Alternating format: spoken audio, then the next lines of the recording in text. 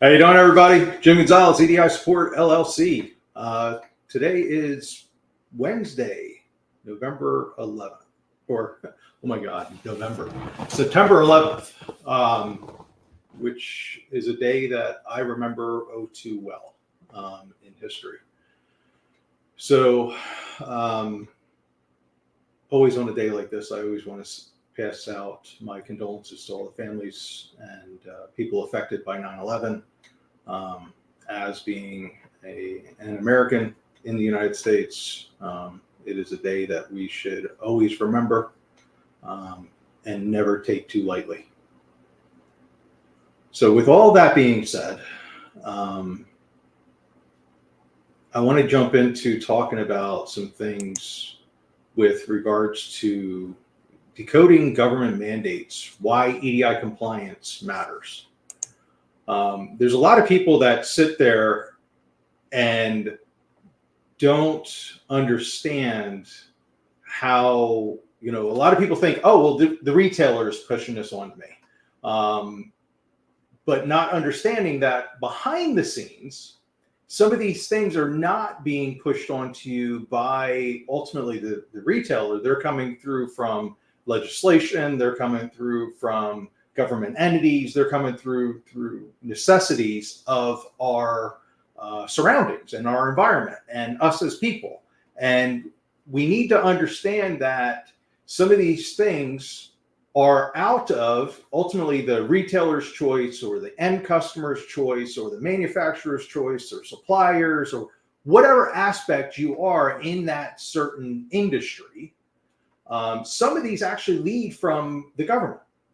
And they're bills that are written in place, depending on what country you're in, that they mandate these things that they need to be in place. So when you think of ways of EDI, again, EDI is not just ANSI X12, it's not just Edifact, it's not just XML, it's all the different file formats that are out there that are in a structured manner. And in those structured manners, those things need to be encompassed and handled. So when you're looking at things that are out there to be compliant, one of the things that we're seeing a lot of is traceability. So think of it, the easiest way that I always tell people when you're thinking of traceability is think of you as a consumer wanting to know where your products are when you're ordering that from an online entity. Amazon, Shein, Temu, all the various ones that are out there that people are ordering products from. Well, you want to know when that product is reaching you, okay? Or where that product originates from and every step that's in that. One of the things that a lot of government entities are putting in place is also traceability. And you have to think of it from this standpoint of food, drugs, things that people need to know where the original origin is and where it is in its shipment cycle or supplement cycle, or however you want to call it, in that pathway to getting to the consumer, to getting to the manufacturer, to getting to the pharmaceutical company, to all of those things. So government entities are mandating traceability. Food is a great one. Drugs are another great one because those two pieces are really starting to see the big mandates. Drugs, if we look at that one, we're looking and we want to know where are the compounds coming from? Who's putting them together? Who's creating that pill, that vial, whatever? What's the expiration date on that vial or those pills? Are those pills, and if they're a what's considered an over-the-counter drug, then there's serialization, there's all of those things. Now, if we take it to the other degree, and it's a prescription, and say it's a narcotic, they want to know where is it? Where is it in its pathway from being produced to being on the shelf to being with that consumer? And if it didn't make it to the consumer, who's destroying it or who has it? So think of that accountability that's in the supply chain or in the product getting to you. Worst case scenario, a product gets put out there that's a pharmaceutical that is something that's a narcotic, and it ends up that it was mixed wrong and it can kill people. Now with traceability, we can go down the pathway and go, oh my God, here's who it was distributed to. A lot of people want to say it's Big Brother's watching. You can look at it that way, but ultimately they don't want people to get sick, to get ill, to die from these things. So they want to know where's that pathway of that product.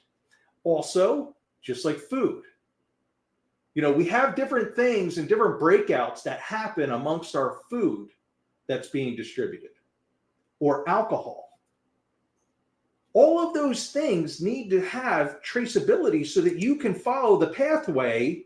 The FDA knows what's going on, and they understand what's happening with these different products. So the Food Drug Administration.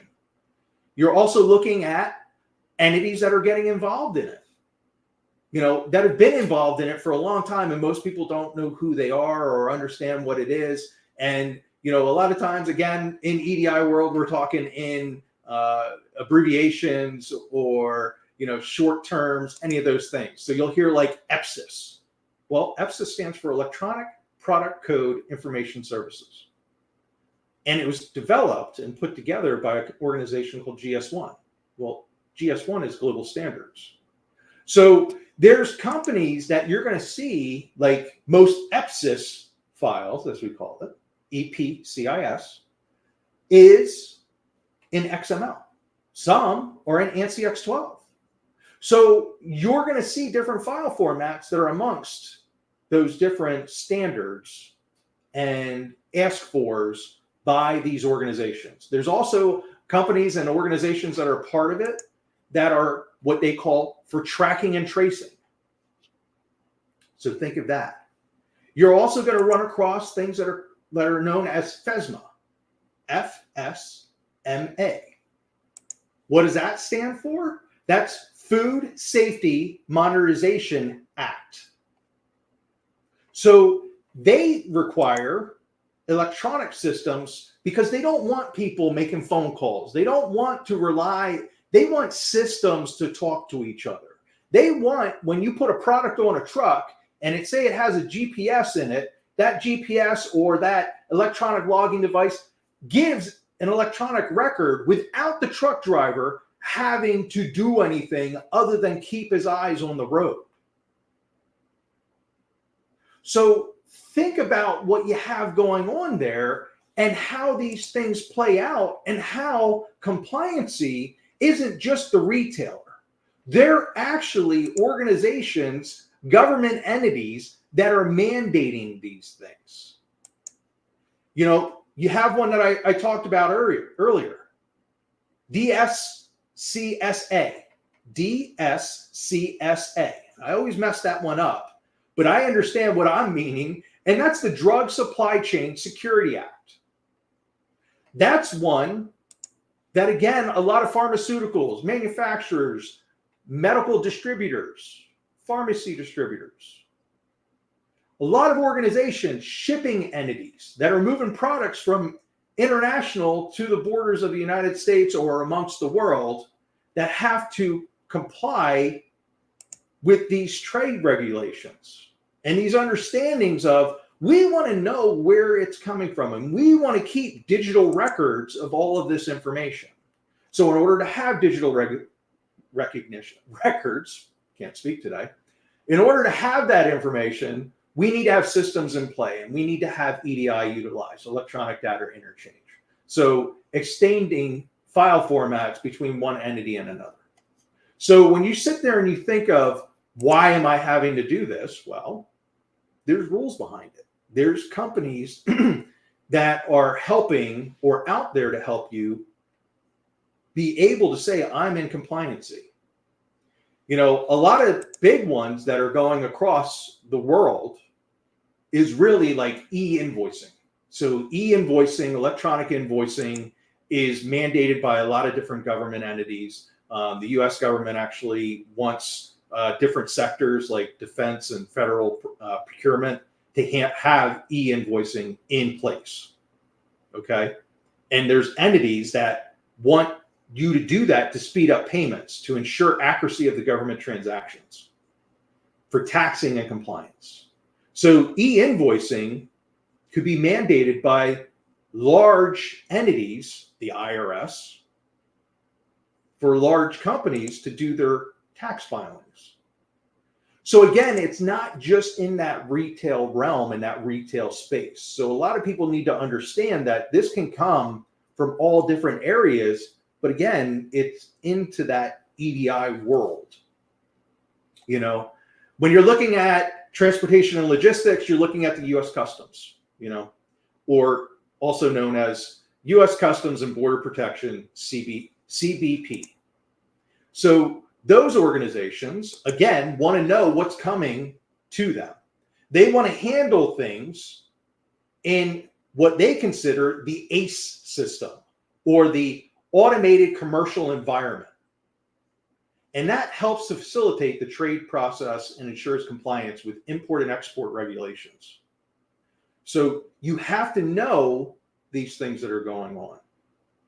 You also might deal, if you're a motor carrier, in the Federal Motor Carrier Safety Administration, because they encourage trucking companies and freight carriers to use EDI to exchange shipping and freight related documents. Again, they're not wanting people to call, fax. They really don't want emails. They like these things to be handled in an automated fashion, where they're going from one server to another, one entity to another. They're moving without human interaction, or as limited human interaction as possible. So please look into what are some of the best practices for EDI compliance. You're going to get audited. You're going to get looked into. You're going to want to partner with people that are experienced in those different entities and understanding what is it to be compliant. Getting together with a company that falls under the umbrella of track and trace. You want to get with those companies because they know what needs to be put in. They know how many years of history need to be stored. They understand how quick things need to be exchanged for you to be inside of compliancy. And they try to keep you out of getting charges, fines, all of those things. You can reach out to companies like us at EDI Support, because we're studying these things to know how to help our clients, how to keep our clients in compliance, and what companies to deal with that can help them stay in compliance. Because guess what? That's part of EDI. It's an all-encompassing thing. We're exchanging data electronically. So when you're looking at these things, you need to understand what's going on, how things are happening, and the mandates, the e-invoicing, the traceability, all of the supply chain transparency that's being asked of. Not only from a consumer aspect, but from a regulatory government aspect, or from any different corporate entities that are out there. Because the big thing is this. I always tell people, you can be a multi-billion-dollar, trillion-dollar organization, but mess with your local government to you and see what happens to that large corporate entity. You will never beat out the government. Doesn't matter where you live in this world. If they want you to be compliant and they want you to do something and they want you to handle one of these rules and regulations, you're going to have to, or you're going to be fined, or possibilities of being out of business. Just the way that this works. So understand that it's not always coming down from your trading partners. There could be somebody behind them, an entity behind them that is saying this is what you need to do. So you need to follow the future trends in EDI. You need to understand where these rules and regs are coming from, and there's plenty of others that are out there in the world. I only hit on a few, mostly the ones that I run across on a regular basis, ones that I hear people talking about and I hear people asking us questions about. A little bit of an understanding. When you're talking about like FSMA, which is dealing with our food traceability by the FDA, you're talking about on the whole chain, the numbers that I'm hearing is 300 to 400,000 businesses affected that need to be compliant. And that could be all those business as soon as January 2026. There's a one that we're going to be doing a little bit later on that jumps into everything dealing with FSMA. FSMA 204. Look into it. You'll see what I'm talking about.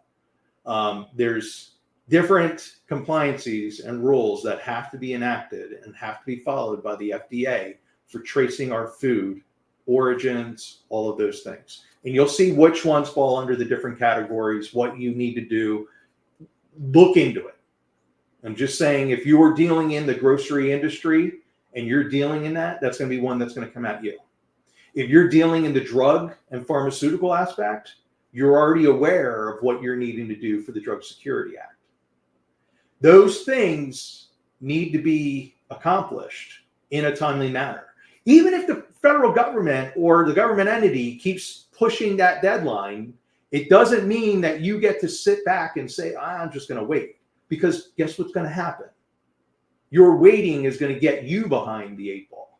So now all of a sudden you're out of compliancy, you haven't looked into it, all of those things. As always, if there's any questions, reach out. Jim Gonzalez, EDI support. As you can see, we have a little banner that's rolling around here for checking out our website, for subscribing to our different channels, our YouTube, our Discord channel, our LinkedIn, and guess what? We're going to be rolling out a Reddit channel. So we're always trying to be here to help you out. We're always trying to be here to give you as much information as we can, as an organization, as a team. Again, thank you for checking us out. Hit the like button, give us a thumbs up, follow our channels, do everything that you can. And if there's ever questions that I can help you out with, let me know. Here's actually a question that came in. Hi, sir. I'm a fresher in the field of EDI development, and by watching your previous videos on the future of EDI, I'm unsure about my decision. Can you tell me what things I focus for a good career? All of EDI. EDI, understand API, understand those type of things to get yourself well-rounded. Understand business processes. Understand compliances. Because again, I just gave you some areas that there's going to be a lot of companies that are going to be looking for people that understand how to help them become compliant. So look into these rules and regulations that are in your area that you're looking to service.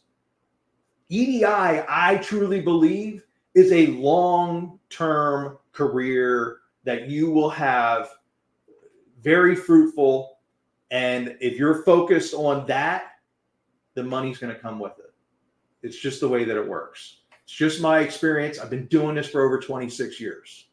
EDI, API, integrations, compliances, all of those things. Electronic movement of files and data is going to keep happening.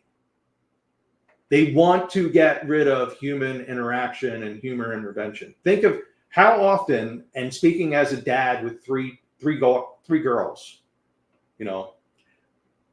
they don't want to talk to you. They'd rather text you, snap you, all of those things. Businesses are going to be run the same exact way because our leaders of these businesses that are coming up are running in that exact same mindset. Think of that. Think of how people don't like to get on the phone and actually talk to people anymore. It's a dying breed. I do it all the time, but then again, I'm in my 40s. Not that I'm a dying breed anytime soon. Anyways, so if you need us, reach out. I hope I provided some information for you, Sankeet, so that you can understand that EDI is not going anywhere. EDI is going to be there. API is going to be there. Integration, moving data between system to system, company to company, all of those things are going to be there for a long time. So take care, everybody. Again, it's 9/11. Take a moment of silence for all that was lost. As an American, it is a day that will always stick with me because I remember exactly where I was at when that happened. Take care.